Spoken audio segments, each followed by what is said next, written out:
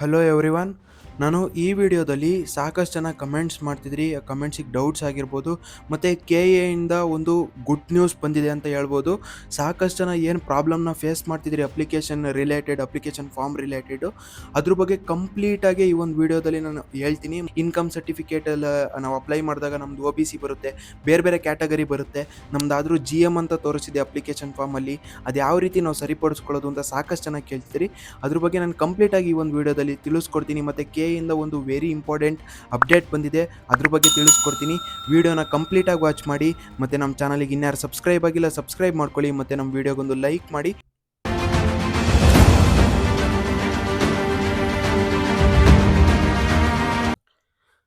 ಮೊದಲನೇದಾಗಿ ನಾವು KA ಬಂದಿರತಕ್ಕಂಥ ಅಪ್ಡೇಟ್ನ ಫಸ್ಟ್ ತಿಳ್ಕೊಳ್ಳೋಣ.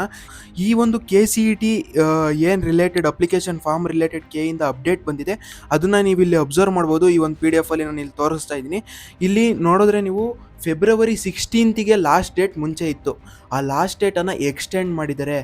ಫೆಬ್ರವರಿ 22, 2026 ನೈಟ್ 11:59ವರೆಗೂ ಟೈಮನ್ನು ಅವ್ರು ಕೊಟ್ಟಿದ್ದಾರೆ.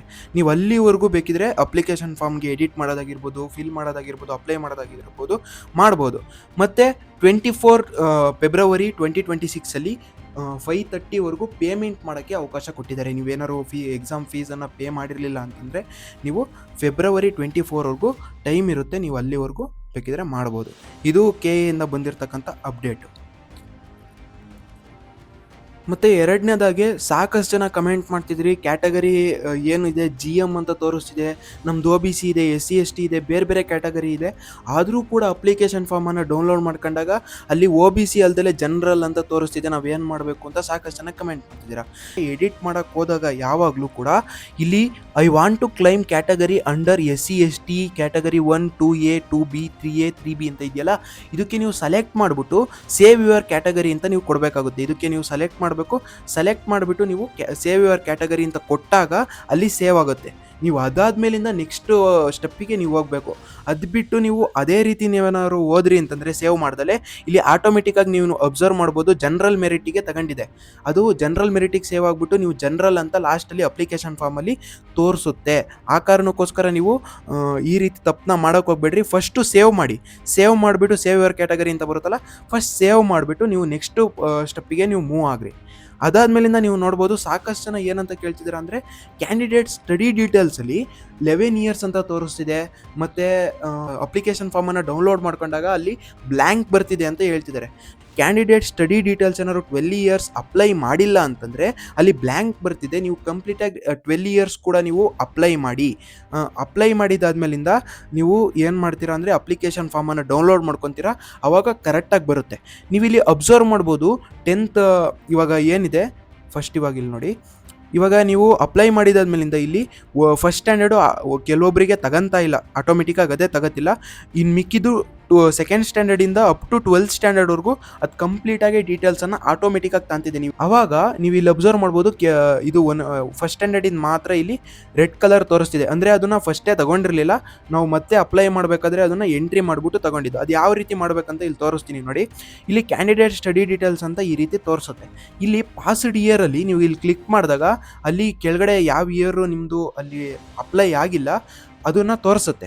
ಇವಾಗ ಫಾರ್ ಎಕ್ಸಾಂಪಲ್ ಫಸ್ಟ್ ಸ್ಟ್ಯಾಂಡರ್ಡ್ ಏನಾದ್ರು ಆಗಿರಲಿಲ್ಲ ಅಂದರೆ ಇಲ್ಲಿ ಫಸ್ಟ್ ಅಂತ ತೋರಿಸುತ್ತೆ, ಅಲ್ಲಿ ಮೇಲೆ ಕ್ಲಿಕ್ ಮಾಡ್ತೀರಾ, ಅಲ್ಲಿ ಸೆಲೆಕ್ಟ್ ಆಗುತ್ತೆ. ಅದಾದಮೇಲಿಂದ ಪಾಸ್ಡ್ ಇಯರ್ ನೀವು ಫಸ್ಟ್ ಸ್ಟ್ಯಾಂಡರ್ಡ್ ಯಾವಾಗ ಪಾಸ್ ಆಗಿರ್ತೀರ ಅದನ್ನು ಕ್ಲಿಕ್ ಮಾಡ್ತೀರಾ. ಆಲ್ಮೋಸ್ಟ್ 2015 ಇರುತ್ತೆ, ಅದನ್ನು ಸೆಲೆಕ್ಟ್ ಮಾಡ್ಕೋತೀರಾ. ಮತ್ತು ಬೋರ್ಡ್ KCBನೋ CBSEನೋ ICSEನೋ ಈ ರೀತಿ ನೀವು ಸೆಲೆಕ್ಟ್ ಮಾಡ್ಕೊತೀರಾ. ಮತ್ತು ಸ್ಟೇಟ್ ಇನ್ನೇನು ಆಲ್ಮೋಸ್ಟ್ ಕರ್ನಾಟಕದವ್ರು ಇದ್ದೀರಾ, ನೀವು ಸೆಲೆಕ್ಟ್ ಮಾಡ್ಕೋತೀರಾ. ಅದಾದಮೇಲೆ ಇವೆಲ್ಲ ಡೀಟೇಲ್ಸನ್ನು ಫಿಲ್ ಮಾಡಿದಾದ್ಮೇಲಿಂದ ನೀವು ಸ್ಕೂಲ್ ಟೈಪು ಅಷ್ಟೇ, ನಿಮ್ದೇನಾದ್ರು ಪ್ರೈವೇಟ್ ಇತ್ತಂದರೆ ಪ್ರೈವೇಟ್ ಕೊಡಿ, ಮತ್ತು ಗೌರ್ಮೆಂಟ್ ಇತ್ತಂದರೆ ಗೌರ್ಮೆಂಟ್, ಅದೇ ರೀತಿ ಇಲ್ಲಿ ಸೆಲೆಕ್ಟ್ ತೋರಿಸುತ್ತೆ 4 ಆಪ್ಷನ್, ಅವನ್ನ ಕೊಡ್ತೀರಾ. ಮತ್ತು ಲಾಸ್ಟಲ್ಲಿ ನೀವು ಆ್ಯಡ್ ಯುವರ್ ಸ್ಟಡಿ ಡೀಟೇಲ್ಸ್ ಅಂತ ನೀವು ಕ್ಲಿಕ್ ಮಾಡಿಬಿಟ್ಟು ಆ್ಯಡ್ ಆಗುತ್ತೆ. ಅದಾದಮೇಲಿಂದ ನೀವು ನೆಕ್ಸ್ಟ್ ಪ್ರೊಸೆಸ್ಸಿಗೆ ಹೋಗಬೇಕು. ಓಕೆನಾ. ಮತ್ತು ಇನ್ನೊಂದು ಸಾಕಷ್ಟು ಜನ ಕೇಳ್ತಿದ್ದೀರಾ, ಕಾಲೇಜ್ ಟೈಪ್ ಅಂತ ಅಲ್ಲಿ ಅಪ್ಲಿಕೇಶನ್ ಫಾರ್ಮಲ್ಲಿದೆ, ಅದು ಬ್ಲ್ಯಾಂಕ್ ಉಳ್ಕೊಂತ ಇದೆ, ನಾವು ಅದಕ್ಕೆ ಏನು ಮಾಡಬೇಕು ಅಂತ. ಅದರಿಂದ ಯಾವುದೇ ರೀತಿ ಪ್ರಾಬ್ಲಮ್ ಆಗಲ್ಲ.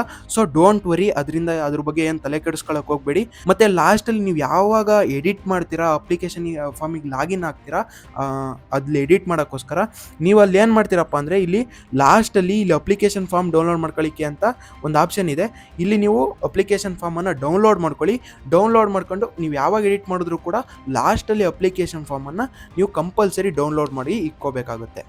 ಓಕೆ, ಇಲ್ಲಿವರೆಗೂ ವೀಡಿಯೋನ ವಾಚ್ ಮಾಡಿದ್ದೀರಾ? ಮತ್ತೆ ಏನಾದರೂ ಡೌಟ್ ಇದ್ದರೆ ಕಮೆಂಟ್ ಮಾಡಿ, ಮತ್ತು ವೀಡಿಯೋಗೊಂದು ಲೈಕ್ ಮಾಡಿ. ನಮ್ಮ ಚಾನಲ್ಗೆ ಇನ್ಯಾರು ಸಬ್ಸ್ಕ್ರೈಬ್ ಆಗಿಲ್ಲ ಸಬ್ಸ್ಕ್ರೈಬ್ ಮಾಡ್ಕೊಳ್ಳಿ.